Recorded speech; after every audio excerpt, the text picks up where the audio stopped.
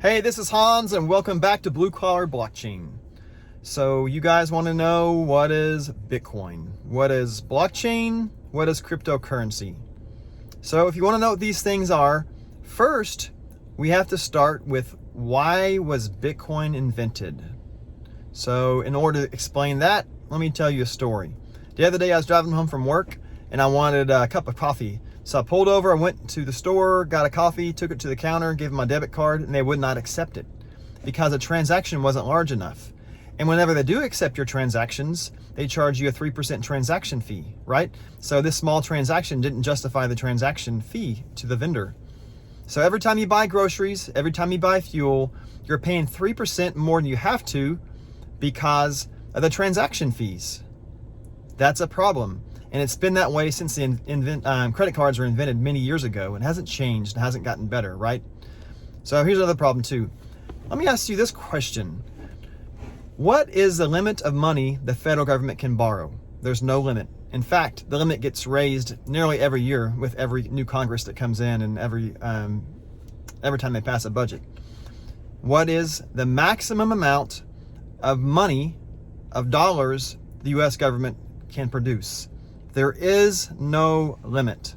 And every time the federal government prints more dollars and gives money to some people, gives you a stimulus check or gives people money not to work or whatever it is, it makes the dollars in your pocket or your bank worth less. That's what causes inflation. And it's been happening for a long time. It's not the Republicans' fault or Democrats' fault. They've all been doing it and doing it to us. And the blue collar people, the people who do all the work in this country, who build the plants and do all the work, the middle class, we're the ones who get hurt, right? So these are the problems that Bitcoin solves. So back around 2009, this man, woman, or group of people published a white paper. They used a pseudonym. The pseudonym was Satoshi Nakamoto. So Satoshi Nakamoto published this white paper explaining some of these problems and how to solve the problem.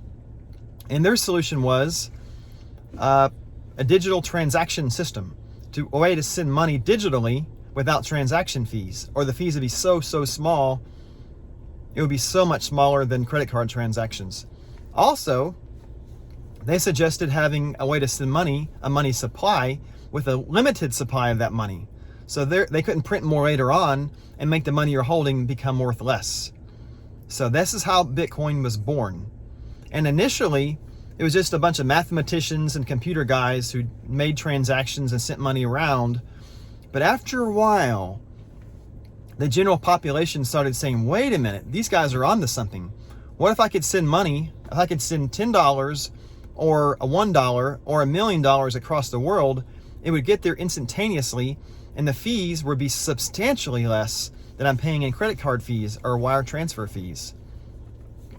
And then it started catching on, right? Because it was useful. They knew that there was only 21 million Bitcoin ever going to be produced. The supply now is, I think, 15, 16, or 17 million. Every few years, the supply increases by a little bit, but the max supply is only going to be 21 million.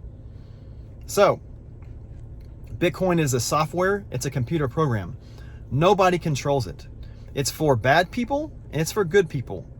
It's for criminals, it's for saints. It's for old people of every race and every age, and young people, everyone you can imagine. It's permissionless, it's private, and it's efficient. It solves the problem. So you've probably heard of miners. What are Bitcoin miners? Are they digging a hole in the ground and finding Bitcoin? No, it's different kind of mining, right? So if you're sending a transaction in Bitcoin, on the Bitcoin blockchain, there's a register of where the money's coming from and where it's going. And they record that on the ledger. And that record is there forever. The very first Bitcoin transaction ever made is still on the blockchain. You can see it. You can see the original wallet set up for Satoshi Nakamoto. You can see they never sold any money out of that wallet. And you can see everything in the blockchain. No one controls it. It's permissionless. It's efficient. So that's the appeal of Bitcoin, and it just so happened people started liking it more and more. They saw the utility of it. People started buying it. Banks started buying it. Hedge funds started buying it. Government's now acquiring it. And you can see how it's getting bigger and bigger. People just believe it's so efficient and so secure. You can gain autonomy from the government and from your banking system. You don't need permission or to inform your bank you're sending money around. It's person to person. It's so much simpler, so much easier, so much cheaper to send money with Bitcoin. This is the first cryptocurrency. This is kind of how it works. If you have any questions or comments, please leave those in the comment line below. I'd appreciate it if you want to hear more content or more detail or something about another topic. Just say it in the comment line. Subscribe and like the channel, and I will produce more content later on. So thank you for watching. Have a good day, and we'll see you guys next time on Blue Collar Blockchain.